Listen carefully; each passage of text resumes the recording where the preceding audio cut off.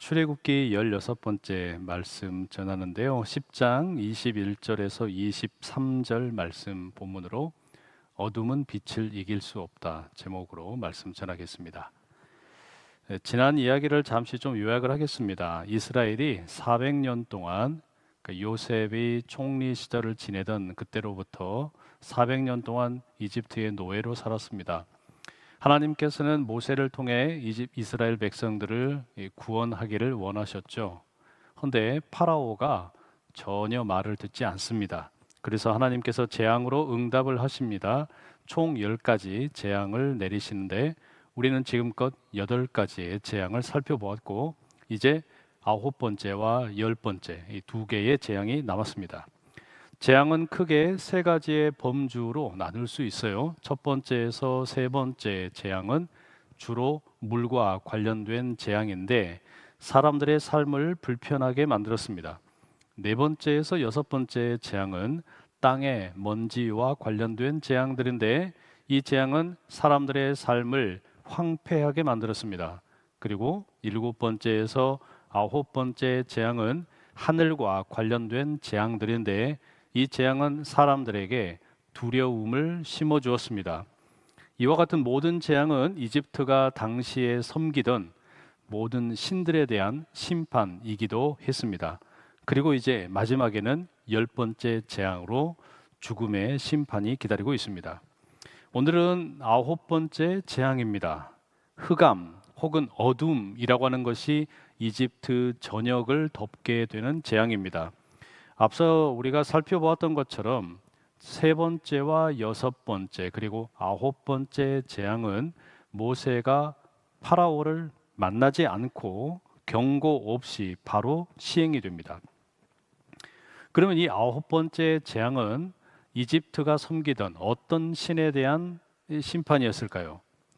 고대의 이집트인들이 섬기던 최고의 신은 태양신이었습니다. 태양신은 이집트 사람들에게 세 가지의 이름으로 불렸는데 아침에는 케프리, 낮과 정오에는 라, 그리고 저녁에는 아툼이라고 불렸습니다. 동쪽에서 태양이 떠오르는 것은 생명의 상징이었고 서쪽으로 가라앉는 것은 죽음과 지하 세계를 상징하는 것으로 여겼습니다. 그런데 모세가 하늘을 향해서 손을 내밀게 되니까 흑암이 3일 동안 이집트 온 땅을 덮게 됩니다. 태양신이 이집트에 떠오르지를 않는 거죠. 빛과 생명을 태양신이 공급하지 못하게 된 겁니다. 태양신 자체가 죽음과 심판의 영역에 갇혀 있습니다. 하나님께서 이집트의 태양신을 완벽하게 제압을 하시고 이집트에서 가장 강력하다 섬기던 태양신마저 하나님의 주권 아래에 있음을 보여주는 재앙입니다.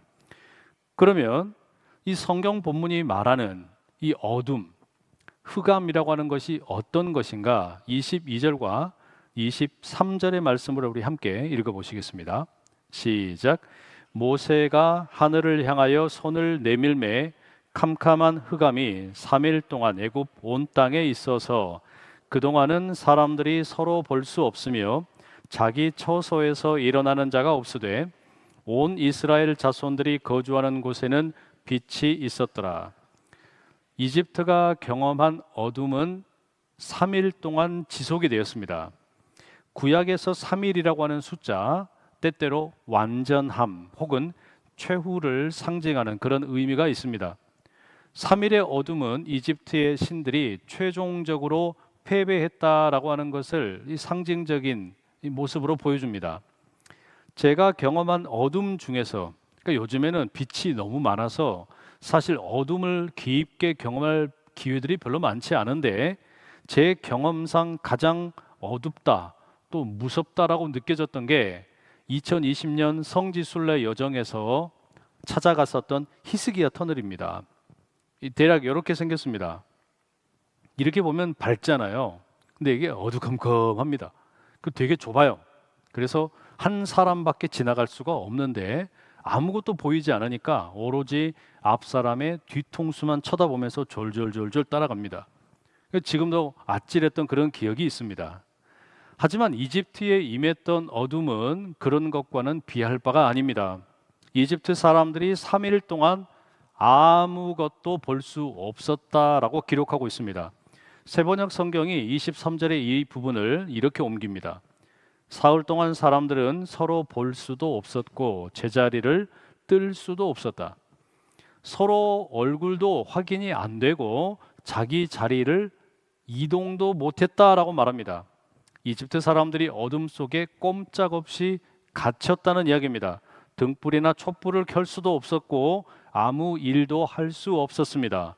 빛이 하나도 없는 완전한 어둠 속에 갇혀버린 겁니다.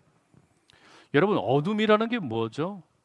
정의를 내려본다면 빛의 부재입니다. 빛이 없는 것이 어둠이죠. 그런데 성경에서는 때때로 이 어둠이라고 하는 것을 상징적인 의미로 사용하기도 합니다.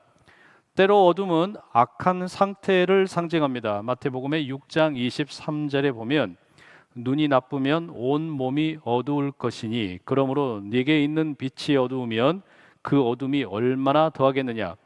영적 자각이 잘못되면 선과 악을 제대로 구분하지 못하게 된다는 말씀인데, 그런 상태를 어둠의 상태, 악한 상태라고 부릅니다. 또한 어둠은 마귀, 악한 사탄이 지배하는 세력을 가리킵니다. 에베소서 6장 12절에 보면 우리의 씨름은 혈과 육을 상대하는 것이 아니요 통치자들과 권세들과 이 어둠의 세상 주관자들과 하늘에 있는 악의 영들을 상대함이라. 어둠이란 그 표현 자체로 악한 마귀의 영역을 가리킵니다. 또한 어둠은 심판을 상징하기도 합니다. 마태복음 25장 30절에 보면 이 무익한 종을 바깥 어두운 데로 내쫓으라. 거기서 슬피 울며 이를 갈리라 하리니. 어둠이라는 게 하나님께서 행하실 영원한 심판을 이 비유적으로 표현하기도 합니다. 그러면 오늘 본문에 이집트 사람들에게 임한 이 어둠이라고 하는 것은 그들에게 어떤 의미였겠습니까? 그건 당연히 자신들이 섬기던 최고의 신 태양신의 패배를 의미합니다. 그리고 태양신의 현현으로 여겨졌던 파라오의 패배를 의미하기도 합니다. 그런데 우리가 조금 더 이 출애굽기에 나오는 어둠의 재앙을 비교해 볼 대상이 있습니다. 그것은 창세기 1장에 나오는 창조의 이야기입니다. 창세기 1장 1절과 2절이 이렇게 기록이 되어 있죠. 태초에 하나님이 천지를 창조하시니라. 땅이 혼돈하고 공허하며 흑암이 깊음 위에 있고 하나님의 영은 수면 위에 운행하시니라. 하나님께서 빛이 있으라 말씀하시기 전에, 창조의 사역을 하시기 전에 땅의 상태가 혼돈스럽고 공허했습니다. 그리고 흑암이, 너무 짙은 어둠이 깊음 위에 있었습니다. 9번째 재앙이라고 하는 것은 바로 이와 같은 극도의 어둠의 상태로, 말하자면 하나님의 창조의 상태 이전으로 돌아가는 것과 다를 바 없습니다. 이집트가 하나님의 아름다운 창조의 섭리를 따라 아름답게 살다가 다시 어둠의 상태로 들어가 버린 겁니다. 너무 짙어서 만질 수 있는 그런 어둠입니다. 짙고도 습한 구름이 어둠을 더욱 강조했을 그런 가능성도 있습니다. 이집트는 그야말로 창조되지 않은 상태, 그래서 빛이 없기 때문에 혼돈과 공허함이 있습니다. 이집트 사람들이 서로를 볼 수도 없고 움직일 수도 없다라는 표현이 바로 그것을 가리킵니다. 이와 함께 어둠의 재앙은 이집트 사람들에게 생각할 기회를 주었을 겁니다. 그들은 3일 동안 경제 활동을 전혀 할 수가 없습니다. 그들은 3일 동안 살아가는 가족의 품으로 달려갈 수도 없습니다. 그들은 온통 생각에 잠겼을 겁니다. 아니 도대체 왜 이런 일이 우리에게 일어났을까 생각해야만 했을 겁니다. 다시 말하면 하나님께서는 3일의 어둠의 재앙을 통해 그들에게 잘못된 길을 깨닫고 성찰할 기회를 주신 겁니다. 사도행전에 사울 역시 그런 시간을 가졌습니다. 예수 그리스도를 핍박하고 교회를 핍박하던 그에게 다메섹에서 예수님의 강렬한 빛이 임하게 되고 그는 앞을 보지 못하는 상태가 되었습니다. 사도행전 9장 8절과 9절에 이렇게 증언합니다. 사울이 땅에서 일어나 눈은 떴으나 아무것도 보지 못하고 사람의 손에 끌려 다메섹으로 들어가서 사흘 동안 보지 못하고 먹지도 마시지도 아니하니라. 사흘이 3일 동안 아무것도 볼 수 없는 상태로 머물렀던 것과 이집트 사람들에게 일어난 3일의 어둠의 재앙 사이에 유사점이 있죠. 어둠의 재앙을 통해 이집트 사람들은 어둠에 임하게 된 이유가 뭘까 고민했을 것이고, 사울 역시 자신에게 임한 이 이상한 일이 도대체 무슨 일인가, 자신이 다메섹의 도상에서 만난 그 예수님의 목소리를 생각해야만 했을 겁니다. 그러니 어떤 의미에서 어둠의 재앙은 하나님께서 이집트 사람들을 향하여 부르시는 초청장입니다. 그런데 문제가 있어요. 사람들이 이상하게 빛보다 어둠을 사랑합니다. 요한복음 3장 19절의 말씀입니다. 그 정죄는 이것이니 곧 빛이 세상에 왔으되 사람들이 자기 행위가 악함으로 빛보다 어둠을 더 사랑한 것이니라. 이상하게 사람들은 빛보다 어두움을 좋아합니다. 바퀴벌레도 아니고 희한하게 어두운 곳으로 기어 들어가는 것을 되게 좋아합니다. 이와 관련해서 요한계시록 6장 12절에서 17절의 말씀도 한번 들어보십시오. 내가 보니 여섯째 인을 떼실 때에 큰 지진이 나며 해가 검은 털로 짠 상복같이 검어지고 달은 온통 피같이 되며 하늘의 별들이 무화과 나무가 대풍에 흔들려 설익은 열매가 떨어지는 것 같이 땅에 떨어지며 하늘은 두루마리가 말리는 것 같이 떠나가고 각 산과 섬이 제자리에서 옮겨지매 땅의 임금들과 왕족들과 장군들과 부자들과 강한 자들과 모든 종과 자유인이 굴과 산들의 바위 틈에 숨어 산들과 바위에게 말하되 우리 위에 떨어져 보좌에 앉으신 이의 얼굴에서와 그 어린 양의 진노에서 우리를 가리라. 그들의 진노의 큰 날이 이르렀으니 누가 능히 서리오 하더라. 제가 길게 좀 읽어드렸는데 요한계시록 6장에 나오는 여섯 번째 인을 뗄 때 나타나는 모습은 오늘 우리가 함께 읽은 아홉 번째 재앙과 상당 부분 유사합니다. 해와 달과 별들이 모두 빛을 잃게 되고 여러 가지 재앙들이 함께 쏟아져 내리는데, 이때 어떤 사람들이 산과 굴의 바위 틈으로 숨습니다. 그들이 누구냐면 땅의 임금들, 왕족들, 장군들, 부자들, 강한 자들, 모든 종과 자유인입니다. 이들을 그냥 쉽게 말씀드리자면 하나님을 거역하고 자기 마음대로 살아가던 사람들입니다. 그들은 이집트의 파라오와 그의 백성들과 처지가 비슷한 사람들이었습니다. 하나님을 무시했습니다. 여호와가 누구냐? 예수 그리스도가 누구냐 무시했던 사람들입니다. 이집트의 사람들이 어둠을 만났을 때 누가 능히 그 어둠 가운데서 이길 수 있었겠습니까? 마찬가지로 요한계시록의 저자는 말씀합니다. 하나님의 자리를 탐하고 자기 멋대로 살아가던 사람들, 땅의 임금들, 왕족들, 장군들, 부자들, 강한 자들, 모든 종과 자유인들, 과연 그들 중에 과연 이 재앙에서 누가 능히 설 수 있겠느냐 묻고 있습니다. 누가 능히 설 수 있겠습니까? 다시 본문 말씀 23절 새번역 성경으로 읽어드리겠습니다. 사흘 동안 사람들은 서로 볼 수도 없었고 제자리를 뜰 수도 없었다. 그러나 이스라엘 자손이 사는 곳에는 어디에나 빛이 있었다. 이집트 온 땅을 깊고도 깊은 어둠이 덮어버렸는데 희한하게도 이스라엘 사람들이 거주하고 있던 곳에는 빛이 있었어요. 하나님께서 어둠과 빛을 나누신 거죠. 이집트와 이스라엘을 구별하신 겁니다. 이집트 전체가 어둠 속에 있지만 이스라엘에게는 빛이 임하였습니다. 그 3일의 시간 동안 이스라엘 사람들은 어땠을까요? 당연히 고된 노동으로부터 쉼을 즐길 수 있었을 겁니다. 생각하지도 못했던 그런 휴식입니다. 이스라엘에게는 빛이 임함으로 이런 은혜가 있었어요.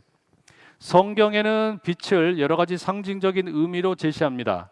하나님의 거룩한 성품, 하나님의 말씀, 그리고 무엇보다 예수 그리스도를 가리켜 세상의 빛이라고 가르칩니다. 그런데 오늘 본문에서 역시 우리는 이 빛을 창조의 역사와 관계 지어 생각해 볼 필요가 있습니다. 창세기 1장 1절과 2절을 다시 읽어드리겠습니다.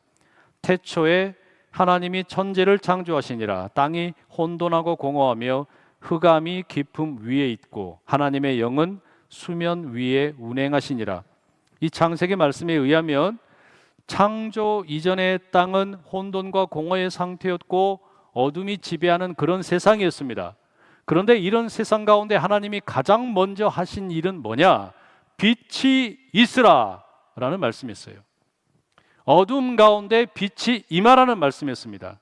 그래서 3절과 4절에 보면 하나님이 이르시되 빛이 있으라 하시니 빛이 있었고 빛이 하나님이 보시기에 좋았더라. 하나님이 빛과 어둠을 나누사 빛을 만드셔서 어둠의 지배를 몰아내시고 빛과 어둠을 나누셨습니다. 그 빛을 보시고 하나님께서는 참 좋아하셨습니다. 마찬가지로 출애굽기에서도 하나님께서는 빛과 어둠을 나누고 계십니다. 모든 이집트 사람들의 거하는 곳에는 지독한 어둠이 깔려 있지만 이스라엘 동네에는 빛이 있습니다. 엄청난 어둠 가운데서 빛을 허락하신 겁니다. 이 말은 출애굽이라고 하는 이 사건 자체가 또 다른 창조의 사건이라는 것을 암시하고 있습니다. 하나님께서는 이집트라고 하는 어둠 속에 갇혀있던 이스라엘, 그들을 자기 백성으로 삼기 위해, 자기 백성으로 창조하시기 위해서 빛을 비추시는 겁니다. 마치 창세기 1장의 창조 이야기처럼 어둠 가운데 갇혀있던 땅을 드러내시는 게 하나님의 창조 이야기였는데, 이 출애굽기 이야기를 통해 하나님께서는 이스라엘을 새롭게 창조하고 계시는 겁니다. 그래서 이사야 45장 7절은 이렇게 말씀합니다. 나는 빛도 짓고 어둠도 창조하며 나는 평안도 짓고 환난도 창조하나니 나는 여호와라. 이 모든 일들을 행하는 자니라 하였노라. 빛과 어둠을 주관하는 분이 누구냐? 우리 하나님이시라는 말씀이에요. 요한복음 8장 12절에서 예수님께서는 자기 스스로에 대해서 이렇게 선언하셨습니다. 예수께서 또 말씀하여 이르시되 나는 세상의 빛이니 나를 따르는 자는 어둠에 다니지 아니하고 생명의 빛을 얻으리라. 아멘. 이 말씀 너무나 중요한 말씀이에요. 태초에 하나님께서는 빛과 어둠을 나누시고 어둠 속에 잠겨있던 땅을 창조함으로 건져내셨습니다. 출애굽의 하나님은 이집트의 어둠 속에 잠겨있던 이스라엘 가운데 빛을 비추셔서 이스라엘을 새롭게 창조하셨습니다. 마찬가지로 예수 그리스도는 이 땅에 오신 세상의 빛이신데 어둠 속에 살고 있는 자들, 어둠에 짓눌려 있던 자들에게 빛을 비추셔서 그들을 새로운 피조물로 만드시는 겁니다. 그래서 바울이 뭐라고 말합니까? 고린도후서 5장 17절에 그런즉 누구든지 그리스도 안에 있으면 새로운 피조물이라. 이전 것은 지나갔으니 보라 새 것이 되었도다. 누구든지 그리스도 안에 있으면 새로운 피조물, 새로운 창조를 경험한다는 이야기예요. 왜냐하면 그 주님 안에 빛이 거하기 때문입니다. 그렇습니다, 여러분. 저와 여러분 모두는 세상의 빛이신 예수 그리스도를 만났고 믿었기 때문에 새로운 피조물로 다시 창조된 줄로 믿습니다. 그럼 이제 우리가 답을 할 수 있어요. 누가 설 수 있는가? 요한계시록 6장에 누가 감히 이런 재앙 가운데 설 수 있는가? 누가 10가지 무시무시한 재앙 가운데 설 수 있는가? 누가 감히 심판의 자리에서 설 수 있는가? 오직 하나의 답밖에 없습니다. 빛이신 예수 그리스도를 구주로 영접하고 죄 사함을 받은 자들인 줄로 믿습니다. 그래서 유다서 1장 24절 25절은 이렇게 말씀합니다. 능히 너희를 보호하사 거침이 없게 하시고 너희로 그 영광 앞에 흠이 없이 기쁨으로 서게 하실 이 곧 우리 구주 홀로 하나이신 하나님께 우리 주 예수 그리스도로 말미암아 영광과 위엄과 권력과 권세가 영원 전부터 이제와 영원토록 있을지어다. 아멘. 이 고백이 저와 여러분의 고백입니다. 근데 이게 전부가 아니에요. 마태복음의 5장 14절에서 16절의 말씀을 한번 들어보십시오. 너희는 세상의 빛이라. 산 위에 있는 동네가 숨겨지지 못할 것이요 사람이 등불을 켜서 말 아래에 두지 아니하고 등경 위에 두나니 이러므로 집안 모든 사람에게 비치느니라. 이같이 너희 빛이 사람 앞에 비치게 하여 그들로 너희 착한 행실을 보고 하늘에 계신 너희 아버지께 영광을 돌리게 하라. 세상에 비치신 예수님께서 그 빛 가운데 거함으로 새로운 피조물이 된 우리를 가리켜 마태복음은 뭐라고 부르냐면 예수님만 세상에 비친 게 아니라 너희 모두가 다 세상의 빛이다, 이렇게 말씀을 하시는 거예요. 그리고서 뭐라 그러시냐면 너희 안에 있는 그 밝은 빛을 세상에 비추며 살아라. 여러분, 우리가 어떻게 세상의 밝은 빛을 비추며 살 수 있겠습니까? 오늘 본문을 다시 보십시오. 파라오가 3일 동안 어둠이 지속되자 거의 항복 선언을 합니다. 모세를 소환합니다. 그리고 말하기를 가서 여호와를 섬겨라. 너희 어린 자녀들까지 다 데리고 가라. 여자들도 가라. 다만 양과 소는 두고 예배를 드려라 라고 합니다. 이것은 파라오가 모세에게 네 번째로 협상을 시도하는 사례입니다. 파라오가 첫 번째 협상을 했던 것은 네 번째 재앙, 파리 재앙이었습니다. 그때 파라오는 모세에게 말했습니다. 멀리 가지 말고 그냥 이집트 땅에서 하나님을 예배하라 제안합니다. 하지만 하나님께서는 세상과의 분리를 요구하십니다. 두 번째 협상 시도는 역시 네 번째 재앙입니다. 그때는 파라오가 모세에게 이렇게 말했습니다. 너무 멀리 가지 말라고 제안합니다. 그것은 하나님과 세상을 그저 왔다 갔다 그런 미지근한 태도를 강요하는 겁니다. 그러나 하나님은 그걸 원하지 않으십니다. 세 번째 협상 시도는 여덟 번째 메뚜기 재앙이었습니다. 그때 파라오는 모세에게 말하기를 남자들만 가서 예배를 드리라 라고 제안했습니다. 하지만 믿음에는 온 가족이 참여해야만 합니다. 그리고 네 번째 협상, 아홉 번째 어둠의 재앙 가운데 파라오가 말합니다. 이집트 땅에 너희들의 양과 소는 내버려 두고 그냥 가라. 여러분, 이렇게 네 번의 협상의 제안이 있었다라는 게 뭘 말하는 거겠습니까? 사탄은 끊임없이 우리를 할 수만 있다면 빛이 아니라 어둠 속으로 끌고 들어가려 합니다. 예수님의 빛이 임하는 자리에서 벗어나게 하려고 지속적으로 계략을 꾸밉니다. 때로는 인간관계를 이용하기도 하고 때로는 세상의 재물을 이용하기도 합니다. 그래서 에베소서 5장 11절에서 13절은 이렇게 말씀합니다. 너희는 열매 없는 어둠의 일에 참여하지 말고 도리어 책망하라. 그들이 은밀히 행하는 것들은 말하기도 부끄러운 것들이라. 그러나 책망을 받는 모든 것은 빛으로 말미암아 드러나나니 드러나는 것마다 빛이니라. 사탄의 계략에 대해서 책망을 하고 거절하라 말씀합니다. 모세처럼 어둠을 폭로하고 협상을 하지 말라고 말합니다. 바로 그게 우리가 세상의 빛으로 살아가는 방법입니다.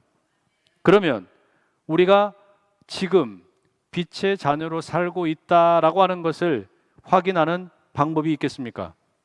본문을 다시 보시면 모세는 양과 소를 두고 가라고 하는 파라오에게 분명하게 말합니다. 우리는 가축을 한 마리도 남겨두지 않고 다 몰고 갈 것입니다. 그리고 그들 중에서 하나님께 바칠 제물을 택할 것입니다 라고 말합니다. 모세의 말은 이런 의미가 있는 거예요. 우리 이스라엘이 가지고 있는 모든 것은 주님께로부터 왔습니다. 그러므로 우리가 가진 모든 것은 주님께 드려져야 됩니다. 그래서 나는 파라오 당신과 타협하지 않겠습니다, 이렇게 말하는 거예요. 너무 멋진 모습이에요. 바울은 에베소서 5장 6절에서 9절에 이렇게 말합니다.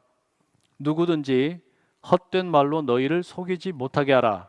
이로 말미암아 하나님의 진노가 불순종의 아들들에게 임하나니 그러므로 그들과 함께하는 자가 되지 말라. 너희가 전에는 어둠이더니 이제는 주 안에서 빛이라. 빛의 자녀들처럼 행하라. 빛의 열매는 모든 착함과 의로움과 진실함에 있느니라. 여러분, 이 말씀에 보면 우리가 지금 빛의 자녀로 행하고 있는지 어떻게 알 수 있느냐? 바울은 우리가 빛의 열매인 착함과 의로움과 진실함을 맺는가, 이걸 확인하라고 말합니다.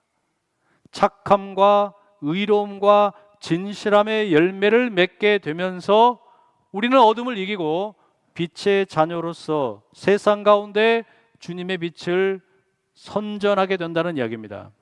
다시 말하면 여러분, 어둠은 결코 빛을 이길 수가 없습니다. 우리가 빛에 거하며 빛의 열매인 착함과 의로움과 진실함의 열매를 맺음으로 하나님의 아름다운 자녀로 우뚝 설 수 있기를 축복합니다. 착함이 이깁니다. 의로움이 이깁니다. 진실함이 이기는 겁니다. 어둠은 결코 빛을 이길 수 없습니다. 궁극적으로 빛이 어둠을 이깁니다. 그러면 이제 우리 스스로에게 질문을 해야 됩니다. 과연 나는 누구 편이냐? 어둠의 편이냐? 빛의 편이냐? 세상의 빛이신 예수 그리스도에게로 나오십시오. 그 빛 안에서 행하십시오. 그리고 여러분 안에 있는 그 빛을 세상 가운데 환하게 비추실 수 있기를 축복합니다. 여호수아가 이스라엘 백성들에게 남긴 메시지로 설교를 마무리합니다. 여호수아 24장 15절입니다. 만일 여호와를 섬기는 것이 너희에게 좋지 않게 보이거든 너희 조상들이 강 저쪽에서 섬기던 신들이든지 또는 너희가 거주하는 땅에 있는 아모리 족속의 신들이든지 너희가 섬길 자를 오늘 택하라. 오직 나와 내 집은 여호와를 섬기겠노라. 기도하겠습니다. 사랑하는 하나님, 어둠을 이기시고 빛을 비추셔서 세상을 창조하신 은혜를 찬양합니다. 이제 우리가 세상의 빛이신 예수님께 나아가기를 원합니다. 그 빛 안에서 새로운 피조물로 살아가기를 원합니다. 우리가 세상의 빛이 되기를 원합니다. 착함과 의로움과 진실함의 열매를 맺는 빛의 자녀 되게 하옵소서. 예수님의 이름으로 기도드립니다. 아멘.